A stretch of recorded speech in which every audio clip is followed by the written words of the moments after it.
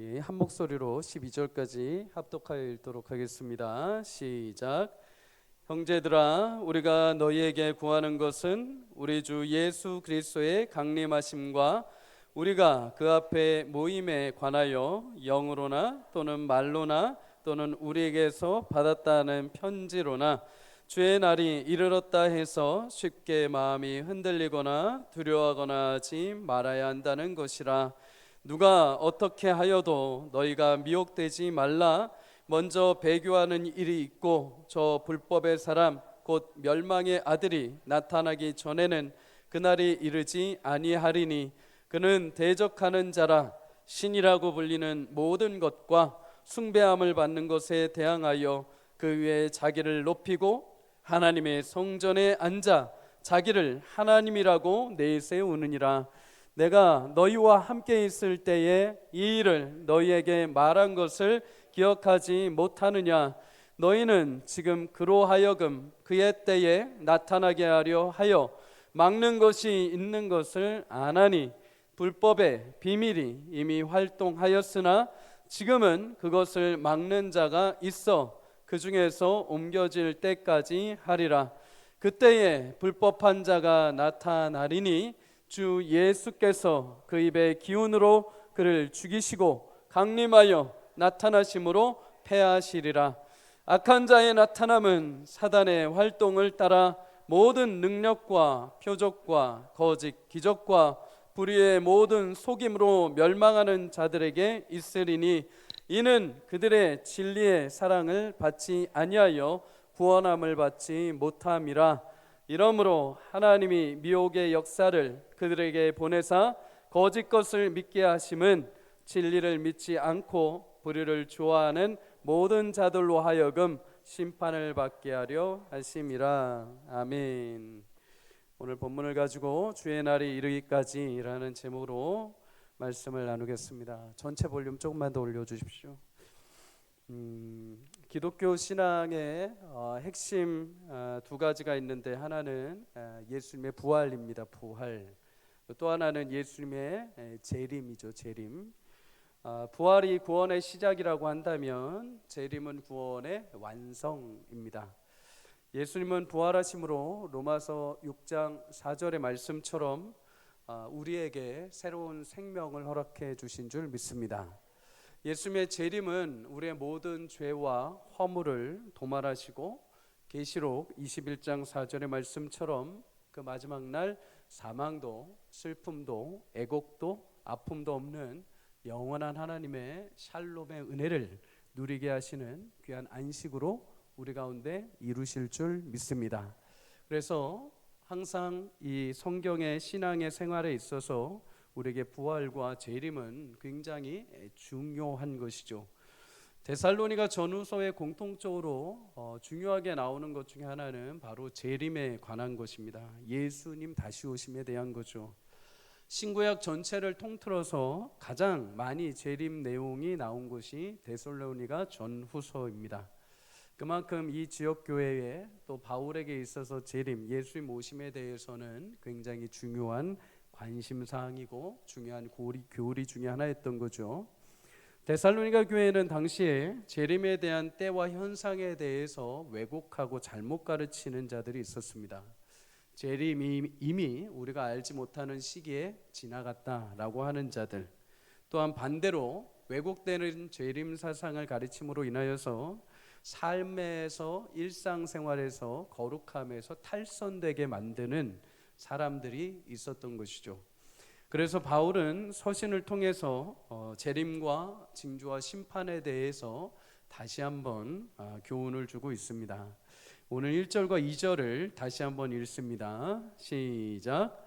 형제들아, 우리가 너희에게 구하는 것은 우리 주 예수 그리스도의 강림하심과 우리가 그 앞에 모임에 관하여 영으로나 또는 말로나 또는 우리에게 받았다는 편지로나 주의 날이 이르렀다 해서 쉽게 마음이 흔들리거나 두려워하거나 하지 말아야 한다는 것이라. 아멘. 1절에 보면 주님의 재림의 날에 대한 특징 가운데 하나는 그 앞에 우리가 모인다라고 말하는 것입니다. 모인다. 마태복음 22장에 보면 천국은 마치 자기 아들을 위하여 혼인잔치를 베푸는 왕과 같다 이렇게 말씀을 하죠. 요한계시록 19장에도 주님의 재림의 그날을 어린 양의 혼인잔치 이렇게 말합니다. 혼인잔치. 왕이 그의 아들이신 예수 그리스도의 재림의 날 너무나 기쁨과 또 영광스러운 구원의 완성의 날이 되므로 기쁨의 잔치가 일어나는 날입니다. 그날은 모든 악한 것들이 심판을 받고 멸하여지고 믿음을 지킨 하나님의 백성들이 구원의 완성을 이루는 복된 잔치와도 같은 날이죠. 잔치의 주인공은 예수 그리스도이십니다. 그리고 천사들은 주의 잔치에 참여할 주의 백성들을 이곳저곳에서 모두 불러 모으게 되는 거죠. 마태복음 24장 31절에 말합니다. 그가 큰 나팔 소리와 함께 천사들을 보내리니 그들이 그의 택하신 자들을 하늘 이 끝에서 저 끝까지 사방으로 모으리라. 아멘. 주님의 날, 주님은 택함 받은 자들, 예수 그리스도 안에서 죽은 자들뿐만 아니라 살아있는 모든 자들을 구원의 잔치에 참여하도록 모든 온 지구상에 예수님 믿는 모든 자들을 초청하시고 구원의 잔치에 참여하게 하시는 줄 믿습니다. 여러분, 그날에 우리 모두가 주님의 초청장을 받을 수 있기를 주의 이름으로 축복합니다. 그래서 오늘 성경은 그날 우리가 주님 앞에 함께 모인다라고 말합니다. 구원의 날은 모이는 것입니다. 모이는 것에서 시작이 되죠. 세상에 많은 종교들이 있지만 하나님 앞에 그날에 모인다라는 표현을 쓰는 종교는 없습니다. 다 천국, 극락을 표현할 때 다 개별적입니다. 인간 중심의 천국을 말을 하죠. 종교마다 천국에 대한 교리들이 있습니다. 이슬람교, 우리가 흔히 무슬림이라고 하는 것은 천국에 가게 되면 7층의 단계가 있다고 합니다. 이 땅에서도 참 아파트 구하기 힘든데 천국에도 아파트처럼 7층의 구조가 있습니다. 건물로 따지면 1층부터 7층이 로얄층입니다. 1층은 가장 낮은 천국으로 일반적인 선한 무슬림들, 평범한 무슬림 사람들이 들어가는 천국. 두 번째 층은 자낫 알나임이라고 해가지고 무슬림으로서 신앙생활에 좀 충실한 자들이 이제 2층으로 올라가는 겁니다. 2층에는 조금 특별한 게 있는데 거기에는 음료수가 있습니다. 그리고 좀 풍요롭습니다. 1층보다 좀 사이즈가 높습니다. 세 번째 층은 조금 더 거기에 더해서 집에 정원이 있다고 합니다. 시냇물도 흐르고. 네 번째 층은 다른 거 다 똑같이 있대. 천사의 향연이 있고 천사들과 가까이 지낸다고 합니다. 401동에 제가 살고 401호에 제가 살고 402호에 이렇게 천사가 가브리엘이 사는 겁니다. 다섯 번째 층에는 누가 사는가? 알라에 대한 사랑과 순종으로 가득 찬 최고의 보상을 받은 자들이 산다고 합니다. 그러면 이제 로얄층 바로 안에 있는 6층은 누가 사는가? 천국의 중심이라 부르는 이 6층은 예수님과 모세와 아브라함 등 선지자들이고 한다고 합니다. 무슬림들은 예수님을 구세주라고 믿지 않죠. 선지자 중에 한 명으로 여깁니다. 최고의 선지자들이 6층에 사는 겁니다. 그럼 이제 마지막 로얄층 7층은 알-와실라라고 하여서 오직 딱 한 명만 삽니다. 그 거대한 7층 누가 사는가? 무슬림의 창시자인 예언자 무하마드가 거기에서 혼자 산다고 합니다. 천국에 갔는데 하나님 없습니다. 자신들이 이 땅에서 행한 공로에 의해서 자신들의 평안함과 안락함이 가득 찬 천국. 도교도 있죠. 옛날의 도교. 거기도 천국을 말하지만 한가함을 이야기합니다. 신선도를 보면, 그림을 보면 보통 도교에서 이렇게 정자나무 아래에서 바둑을 두거나 아니면 한가하게 낮잠을 자는 그림들을 보셨을 겁니다. 도교에서 말하는 천국은 그냥 한가함입니다. 평화롭고 여유로운 곳이 천국이라고 여기죠. 불교에서 말하는 천국, 극락이라는 곳은 고행을 통해서 들어가는 열반의 세계입니다. 열반은 산크리스토로 불이 꺼진 아무것도 없는 무념무상의 세계라고 말합니다. 가는데 아무것도 없습니다. 내 생각도 없고 사람도 없고 어떤 흔적도 없고 그냥 고요한 없는 상태. 그것이 불교가 말하는 극락이라고 말하는 거죠. 여러분, 세상 종교가 말하는 천국이라는 곳, 마지막 날에 그날에 딱 들어가는 그곳은 다 인간 중심입니다. 인간의 편안함, 인간의 안락함, 인간들이 누릴 수 있는 것들에 대해서 얘기하죠. 그런데 성경이 말하는 천국, 주님 오시는 날은 완전히 다릅니다. 그날의 주인공은 예수 그리스도이시오. 그날은 주를 믿는 모든 자들이 하나님의 거룩하신 구원의 잔치 함께 참여하여 산자나 죽은 자나 예수님 안에서 주님이 불러주시고 예수님의 부활에 놀라우신 그 은혜를 통하여 우리 모두가 의롭다함을 칭함을 받고 하나님의 거룩한 자녀로 모든 평안과 안식을 누리며 영원히 하나님을 예배하며 찬양하며 기쁨의 은혜를 누리며 살아가는 복된 영원한 처소가 되는 줄 믿습니다. 여러분, 주일마다 우리가 함께 모여서 예배하고 주님 안에 기뻐하는 것은 그런 천국의 모형을 함께 나누는 것입니다. 주님 앞에 나올 때 우리는 한 주간의 우리의 삶의 모든 어려움을 잠시 스톱시키는 거죠. 주님 앞에 나올 때 그 모든 인생의 질고와 아픔들을 스톱시키고 주님의 거룩하신 은혜 앞에 나와 그 말씀의 위로와 하나님이 주시는 평강의 은혜를 맛보는 것입니다. 그것이 우리가 마지막 날에 천국에 모일 때 얻게 되는 영원한 생명의 은혜인 거죠. 하나님은 이 땅에 사는 성도들에게 그것을 천국의 모형을 맛볼 수 있도록 안식일을 주시고 주일 예배를 주시고 주님의 거룩하신 은혜의 날 모두가 모여서 예배할 때, 기도할 때, 찬양할 때 하늘로부터 부으시는 천국의 그 은혜를 맛볼 수 있도록 우리 가운데 허락해 주신 것입니다. 그래서 히브리서 10장 25절은 모이기를 패하는 어떤 사람같이 하지 말고 그날이 가까움을 볼수록 더욱 그리하자라고 말합니다. 그날 하나님이 오시는 그날, 주께서 오시는 그날 우리가 다 같이 주님 앞에 모이는 것처럼 이 땅에 살면서 우리가 안식일의 주일이신 예수님 앞에 모여 이 땅에 여러 어려움과 상함과 아픔들이 있지만 그 주님 앞에 모든 것을 내어놓고 하늘부터 부으시는 참된 안식과 평안을 누리며 주님 오시는 날까지 믿음으로 견고하게 살도록 하나님 우리를 주일마다 부르시고 금요일마다 부르시고 새벽마다 부르시고 말씀 앞에 불러주시는 줄 믿습니다. 여러분, 교회의 모든 모임 가운데 주의 선하신 사랑과 위로와 천국의 기쁨이 넘치기를 주의 이름으로 축복합니다. 예수님 마태복음 18장 20절의 말씀처럼 주의 이름으로 모인 그곳에 함께 계십니다. 지금은 우리가 믿음으로 주님이 함께 계십니다 라고 말하지만 그날이 오면 주님을 우리가 대면하여 볼 것입니다.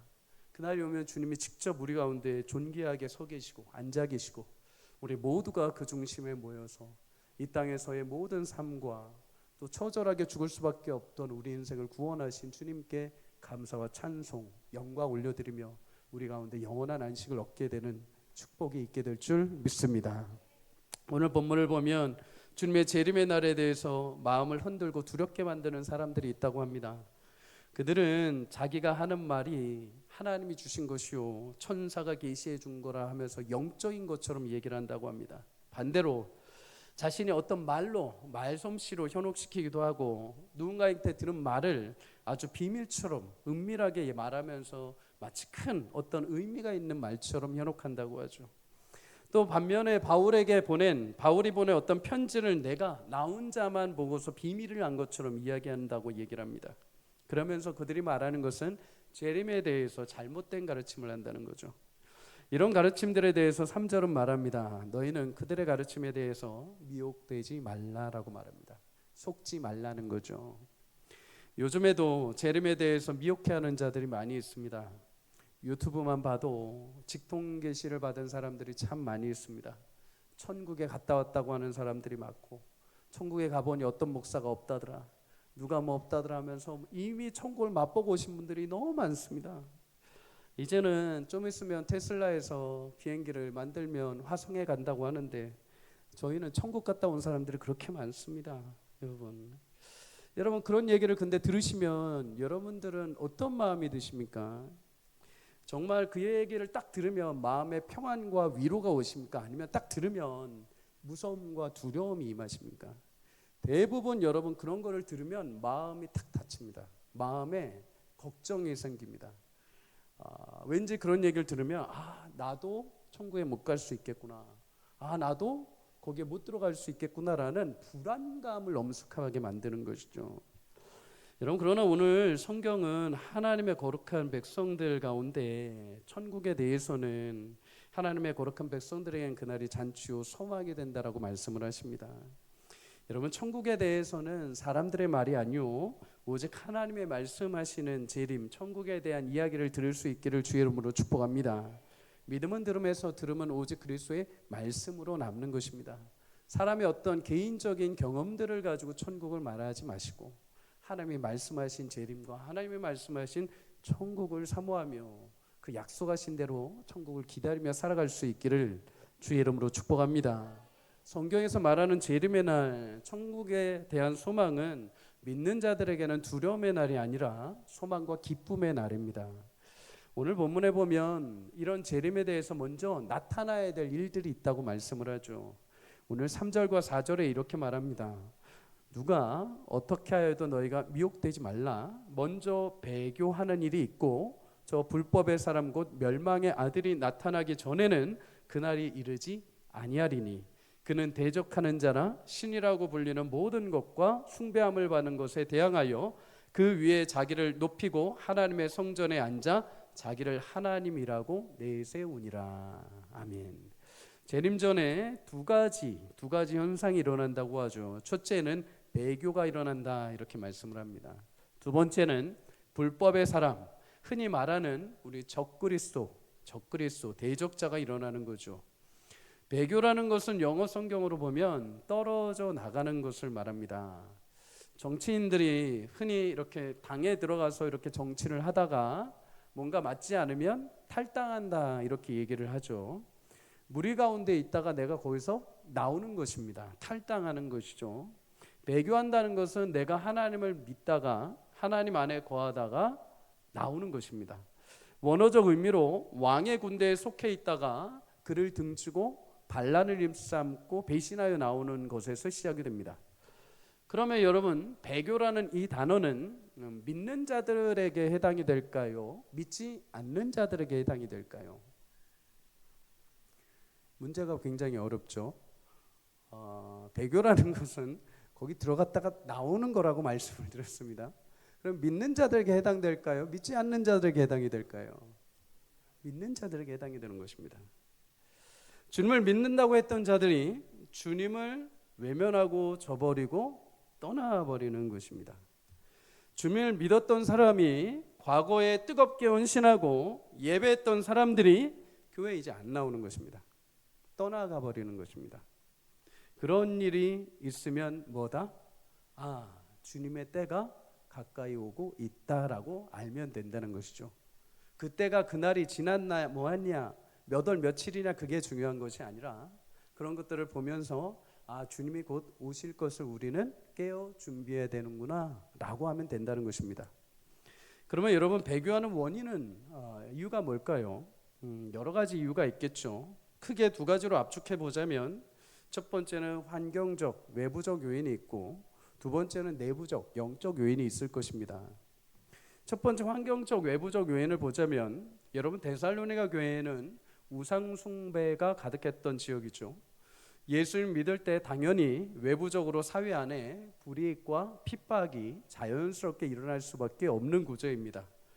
이런 핍박 가운데 믿음을 지키는 이들이 있는가 하면 반대로 지키다가 포기해버리고 믿음을 떠나 배교하는 이들이 일어나는 거죠. 또한 외부적 요인 가운데 핍박도 있지만 핍박으로 떠나기도 하지만 유혹 때문에 떠나는 사람들도 있습니다. 세상의 것을 버리지 못하는 거죠. 디모데후서 4장 10절에 보면 바울과 함께 동역했던 데마라는 동역자가 세상을 사랑하여 바울을 떠났다라고 이렇게 말합니다. 바울과 동역할 정도라면 예수님을 나의 구주로 믿고 분명히 세례까지 받았을 것입니다. 그런데 그런 데마마저 세상을 잊지 못하고 옛사람으로 돌아갔다라는 것이죠. 배교가 일어나는 것입니다. 여러분, 또 한 가지 배교는 아까 말씀드린 것처럼 내부적 원인, 내부적 영적 요인이라고 말씀드렸습니다. 내부적 영적 요인도 두 가지 정도가 있습니다. 첫째는 인간 개인의 교만하며 또 한 가지는 인간 개인이 가지고 있는 상처 때문이죠. 야고보서 1장 14절을 보면 각 사람이 시험 받는 것은 자기 욕심에 끌려 미혹됨이라고 말씀을 합니다. 사단은 성도들이 걸어가는 이 신앙의 길에 시험이라는, 미혹이라는 돌뿌리를 쫙 깔아놓습니다. 우리가 그 길을 걷다가 이 돌뿌리에 딱 걸려서 넘어지게 만드는 거죠. 어떤 사람은 넘어져서 그 자리에서 그래도 쉽게 일어나는 사람이 있습니다. 일어나서 쉽게 원래 가던 길을 가는 사람이 있고, 근데 어떤 사람은 그 돌뿌리에 툭 넘어지면 하염없이 그 돌뿌리에 원망하면서 그 자리에 주저앉아 버리는 사람이 있습니다. 이 돌뿌리를 내가 어떻게 해서든 해결해 보겠거니 하면서 그 돌뿌리를 부여잡고 원망하고 그것을 파내려고 씨름을 막 하면서 정작 가야 할 길을 못 가고 주저앉아 버리는 거죠. 근데 안 파집니다. 파지지가 않습니다. 그러니 힘이 빠지죠. 그리고 어떻게 되느냐? 해결이 안 되니까 그 자리에 멈춰서 돌아가 버리는 것입니다. 여러분, 교회에서 내부적으로 영적으로 시험에 들고 낙심하게 되는 부분이 이런 부분이죠. 저 사람 왜 저래? 왜 저렇게 하면서 목사야? 왜 저렇게 하면서 권사야? 왜 저렇게 하면서 장로야? 왜 저렇게 하면서 성도라 그래? 하면서 분명히 내가 온전한 것처럼 보는 것 같지만 사실 실상은 내 안에 교만함으로 그를 정죄하는 거죠. 교만함으로 판단을 하는 것입니다. 그러다 보니까 답이 안 나오는 거죠.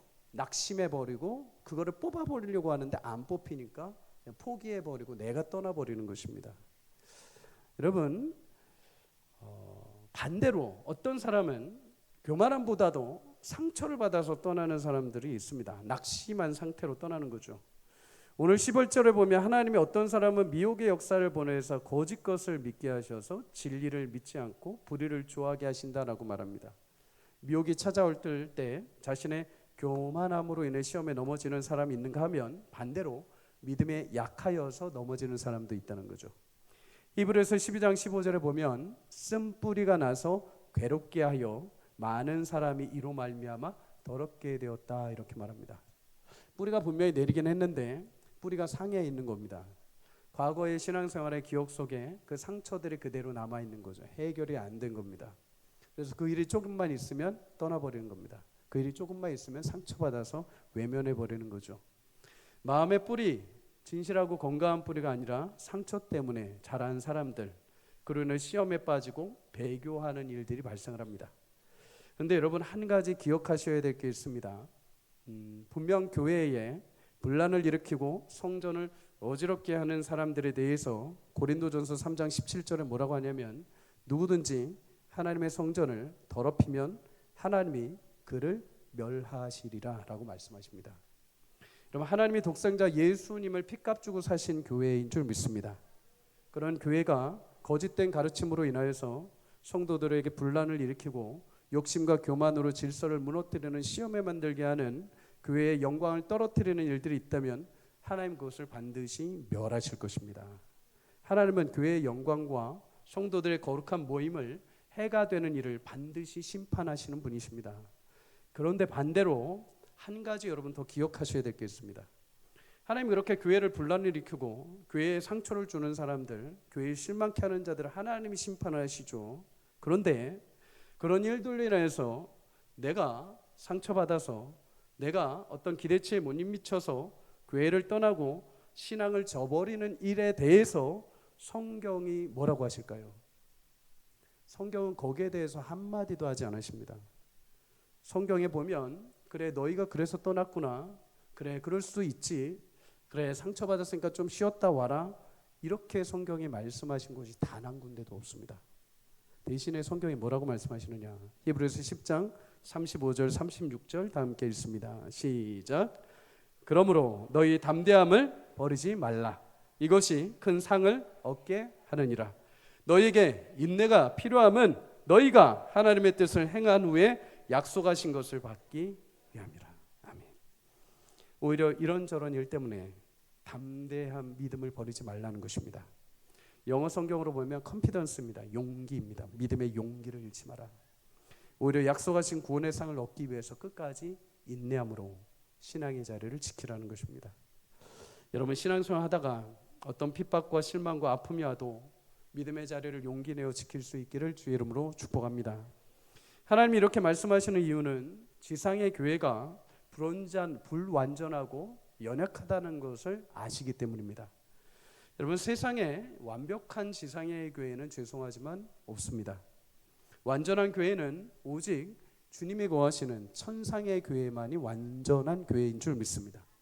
주님이 오시는 그날 완전한 교회가 온 세상을 덮고 영적인 교회가 완성이 되는 것이죠. 지상의 교회는 그냥 그 천상의 교회를 대비해서 모형처럼 하나님이 만들어 주신 것입니다. 그래서 때로는 실망한 일도 있고 낙심될 일도 있습니다. 그런데 그런 일들은 죄악 가운데 있는 인간들의 잘못이고 실수이지 신실한 하나님의 무능함이나 하나님의 실패가 아니라는 것을 여러분 기억하셔야 됩니다. 오히려 하나님은 교회의 연약한 일들을 통해서 우리가 봤을 땐 저걸로 다 끝났다, 내가 봤을 땐 저걸로 한계가 있다라고 말할 수 있지만 하나님은 오히려 그 일들을 통해서, 그 상처를 통해서, 그 실수와 부족함을 통해서 합력하여 선을 이루시는 놀라운 주권을 가진 하나님임을 믿으시기를 축복합니다.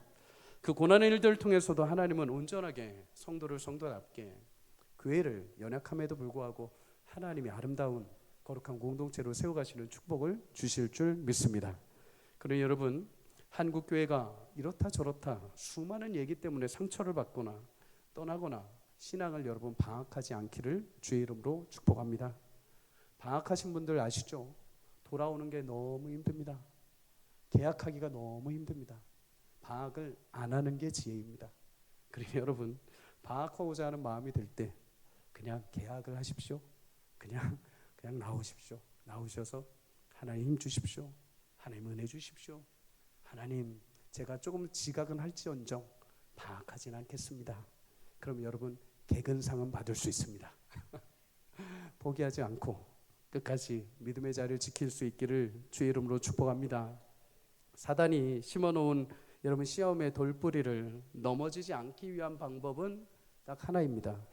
그것은 신앙 안에 어른이 되는 것입니다. 어린이들은 길을 가다가 작은 돌뿌리에도 치여 넘어집니다. 그러나 어른들은 그거를 그냥 밟고 지나가게 되어 있죠. 커서 그거를 그냥 훅 지나가게 되어 있습니다. 마찬가지입니다. 여러분, 시험에 미혹되지 않기 위해서는 믿음 안에서 내 신앙이 그만큼 자라야 됩니다. 흔히 어린아이 취향과 성향을 가진 어른들을 가리켜서 키덜트라고 말합니다.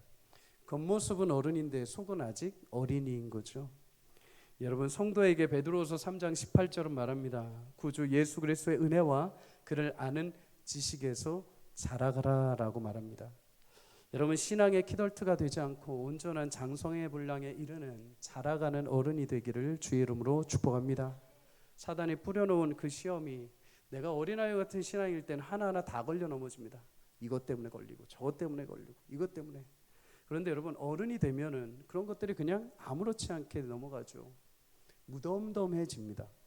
어른이 된다는 건 그런 게 참 좋은 것 같습니다.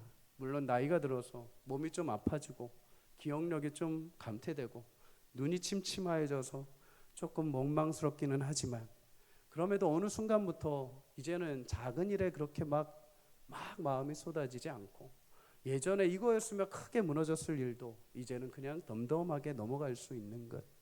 신앙의 성도의 자리가 그런 자리인 것이죠. 하나님께서 여러분과 저를 광야로 40년 동안 이렇게 끌고 돌아다실 때, 때로는 아주 처음에 맛보는 광야길에선 뜨겁고 힘들고 어려울지 모르지만 그게 5년 10년 지나고 나면은 이곳이 원래 그런 곳이요, 또 이곳이 그래도 살만한 곳이요, 이곳이 그래도 하나님께서 항상 때를 따라 만나를 주시고 항상 샘물을 터뜨려 주시는 곳이라는 것을 알게 되면 넉넉하게 그 길을 걸어갈 수 있는 것입니다. 사랑하는 성도님들, 저와 여러분의 신앙이 더욱더 주님 안에서 아름답게 어른으로 자라갈 수 있기를 주의 이름으로 축복합니다. 그래서 사단이 뿌려놓은 그 작은 돌뿌리에 넉넉하게 건너가고 툭툭 털고 일어나서 하나님 우리 앞에 세워놓으신 표대이신 예수님을 향해서 모두가 덤덤하게 믿음으로 걸어가는 주의 축복이 있기를 주의 이름으로 소망합니다. 또 한 가지는 재림 전에 불법의 사람이 등장한다, 이렇게 말을 합니다. 3절과 4절에 보면 주의 재림 전에 불법의 사람, 곧 멸망의 사람이 등장한다고 하죠. 불법은 법이 없는 상태를 말합니다. 이 법은 세상 법이 아니라 하나님의 법입니다. 하나님의 말씀이 없는 자, 일명 가리켜서 우리는 적그리스도라라고 말을 하죠. 요한일서 2장 18절 22절은 이렇게 말합니다. 아이들아 지금은 마지막 때라 적 그리스도가 오리라는 말을 너희가 들은 것과 같이 지금도 많은 적 그리스도가 일어났으니 그러므로 우리가 마지막 때인 줄 아노라. 22절 함께 읽습니다. 거짓말하는 자가 누구냐? 예수께서 그리스도이심을 부인하는 자가 아니냐? 아버지와 아들을 부인하는 그가 적 그리스도니. 아멘. 불법의 사람은 말씀이요 곧 구원자이신 예수님을 믿지 않고 거절하고 그가 하나님의 아들 되심을 믿지 않는 모든 자들. 그런데 여러분 그들이 뭐를 하는가? 4절에 보면 스스로를 신이라고 하고 숭배함을 받고 성전에서 자기가 그 자리에 앉아 하나님이라고 자신을 세운다라고 말합니다. 역사적으로 보면 그리스 제국의 한 분파였던 수리아 지역의 왕이었던 안티오코스 에피파네스라는 자가 있습니다. 그 이름의 뜻, 에피파네스의 뜻은 신이 나타나다입니다. 뭔가 이름부터 심상치가 않죠. 자신이 신으로 나타났다라는 말입니다. 그런데 그의 이름에 걸맞지 않게 유대인들은 항상 그를 비꼬았습니다. 그래서 그 이름이 에피파네스인데 에피마네스 이렇게 별명을 불렀습니다. 에피마네스라는 뜻은 원어적 의미로 미친 자라는 뜻입니다. 미친 놈이라는 거죠. 저는 정신없 나간 놈 이런 겁니다. 왜 그런가? 그가 유대인의 최악의 박해자이기 때문입니다. BC 167년에 그가 애굽과 전쟁을 할 때 애굽에 패하고 나서 이제 돌아가는 길목에 있었습니다. 돌아가는 길목에 유다를 지나가야 되는데 괜히 마음에 화가 나는 겁니다. 전쟁이 진 것도 화가 나는데 저 성전을 보는 것도 짜증이 나고 저 성전에서 예배하는 유대인들이 너무 꼴보기 싫은 겁니다. 그래서 예루살렘에 분풀이를 하기 시작했습니다. 예루살렘 성전의 번제단 위에 이방신의 제단을 세워버리고 안식일에 강제 노동을 중지시켜 버립니다. 돼지 피를 성전에 마구 뿌려가지고 거룩함을 다 더럽혀 버리는 거죠. 성전에 제우스 신전을 세워가지고 자신이 하나님이다라고 강제로 우상을 세우게 만들어 버립니다. 다니엘 11장 31절은 이러한 것들을 예언을 했죠. 이렇게 말씀합니다. 군대는 그의 편에 서서 성소 곧 견고한 곳을 더럽히며 매일 드리는 제사를 폐하며 멸망하게 하는 가증한 것을 세울 것이라. 다니엘 11장 31절 없나요? 네.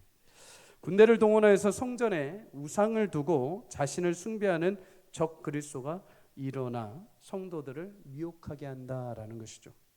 그러면 여러분 이미 이런 적 그리스도는 구약 시대부터 있었고 또 예수님 시대도 있었고 바울 시대도 있었고 여전히 지금도 존재를 하고 있습니다. 자칭 그리스도로 하는 자들, 심지어 예수가 구원에 실패하여서 하나님이 자신을 대신 중보자로 구원의 완성자로 보내셨다고 하는 자칭 메시아들이 굉장히 많이 있죠. 자신들 스스로가 교회 안에 예수 그리스도의 십자가는 처절하게 땅바닥에 버리고 자신들이 하나님의 거룩함을 받은 자들이라고 하며 자신을 내세우는 사람들. 중국에도 여러분 많은 교회들이 있습니다. 그런데 사실 중국에는 진짜 교회는 사실 찾기 쉽지 않죠. 진짜 복음을 가르치고 진짜 예수 그리스도의 십자가를 증거하는 교회는 많지 않습니다. 중국은 대부분 다 나라에서 허락한 삼자교회들, 삼자교회라고 세워져 있습니다. 대부분 다 중국의 교회들은 교회가 예수님의 십자가 복음을 전하는 것이 아니라 중국 정부의 입맛에 맞게 그 중국의 정책에 맞게 사회주의적인 가치에 맞게 틀에 맞춰서 설교를 하고 그 틀에 맞춰서 나라에 대한 찬양과 나라에 대한 우상 숭배가 먼저 우선순위로 자리하게 됩니다. 여러분 그렇게 불법의 사람들이 일어나서 적그리스도로 불법의 일을 하는 것을 볼 때 우리는 어떻게 생각해라 라고 말을 하냐. 주님이 이제 점점 오실 때가 다가왔구나 라는 것을 생각하라는 것입니다. 언제인지 알지 못하지만 주님의 때가 머지않아 곧 오겠구나 라는 생각을 가지고 점점 더 그런 일들이 발생할 때마다 누가 적그리스도래, 누가 뭐한대, 이런 두려움이 휩싸이는 게 아시나 하나님 오실 그날을 기대하며 점점 우리는 더 굳건하게 주의 길을 예비하며 신하의 길을 멈추지 말라는 것입니다. 예전에 제 어린 시절만 해도 적그리스도가 누구냐를 가지고 굉장히 많은 논란들이 있었습니다. 그가 나타날 때 이마에 666이 써져 있을 것이다. 제 때에 그 EU 유럽 연합이 연합을 이루었습니다. 지금은 유럽 연합이 있지만 그때는 유럽 연합이 없었죠. 제가 중고등학교 시절에 이제 유럽 연합이 처음으로 탄생을 했습니다. 그래서 적그리스도가 분명 유럽 연합의 수장일 것이다. 그런데 지금 30년이 지났는데 아무런 일이 벌어지지 않습니다. 많은 적그리스도들이 일어나지만 여러분 눈에 보이지는 잘 않죠. 왜 그럴까요? 여러분 오늘 성경이 굉장히 중요한 말씀을 하고 있어요. 오늘 본문에 보면 7절에 이렇게 말합니다. 그들이 불법의 비밀을 이미 활동하였다라고 말합니다. 일은 하기 시작하는데 확연하게 그가 누군지 드러내지 않는다는 겁니다. 확연하게 그가 정체가 분명하게 드러나지 않고 분명 하나님을 대적하는 일들인데 이미 많이 우리 주변에서 그게 일어나고 있다는 겁니다. 나라 어떤 위대한 정치인들 그런 게 아니라 내 주변에도 이미 적대적이고 하나님에 대해서 반감을 가지고 교회를 허물고 성도들을 분란을 일으키는 일들이 이미 수도 없이 많이 일어나고 있다는 것입니다. 그런데 여러분 놀라운 게 하나 더 있습니다. 그게 무엇이냐? 6절에 이렇게 말하죠. 너희는 지금 그로 하여금 그의 때에 나타나게 하려 하여 막는 것이 있는 것을 안다. 이렇게 말하죠. 무슨 말인가? 비밀리에 지금 적그리스도가 여러 세상의 환난과 교묘한 미혹들을 가하고 있는데 그게 여러분 드러나지 않고 그게 전면에 나서서 그게 막 우리 성도와 우리 하나님 나라를 침범하지 못하는 이유가 있는데 그게 무엇이냐? 그것을 제한하고 막는 역할을 하는 존재들이 있다는 것입니다. 그게 막 전면에 드러나서 막 힘쓰고 싶어 하는데 그거를 제어하고 있는 누군가가 있다는 거예요. 누굴까요?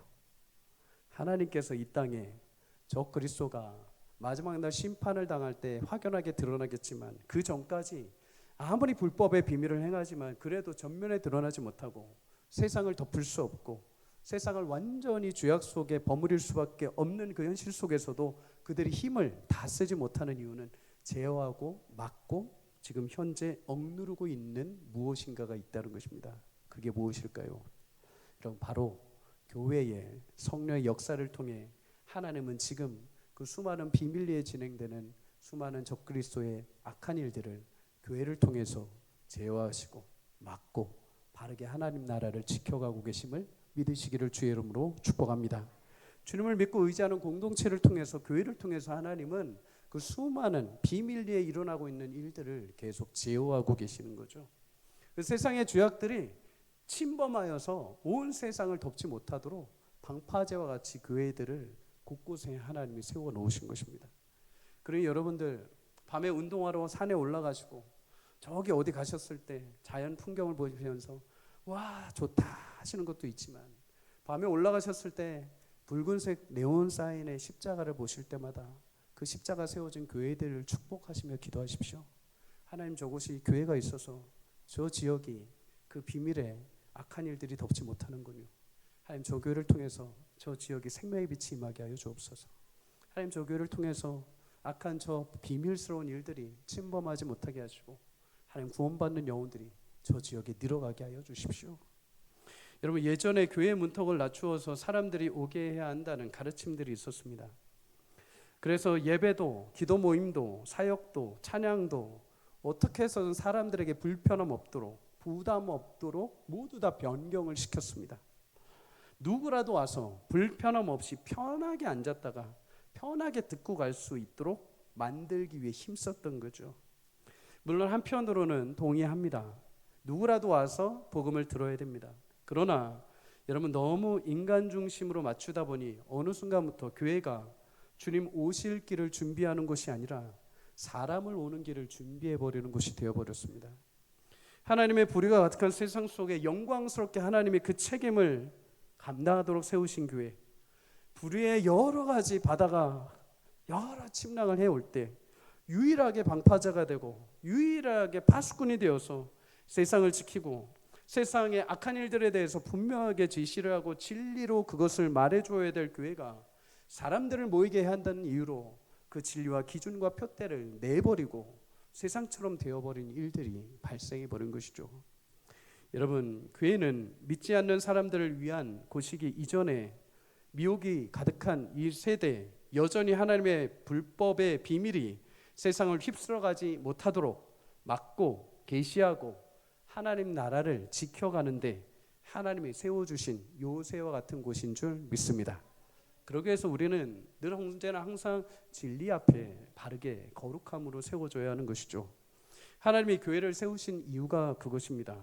물질주의가 난무하고 성적인 타락이 가득한 이 시대 가운데 유일하게 누가 물질보다 더 귀하신 예수님을 선포할 수 있고, 누가 행복이, 구원이 물질이 아니라 진리이신 예수님에게 있다 말할 수 있으며, 누가 성적인 타락이 오고 가고 동성애가 난무하는 이 시대 가운데 오직 하나님이 남성과 여성을 창조하셨고 성이라는 것은 탐욕이 아니라 하나님이 그 가정에 주신 축복이요 복된 가문을 이루시기 위한 하나님의 생명수와 같은 만남이라는 것을 누가 선포할 수 있겠습니까?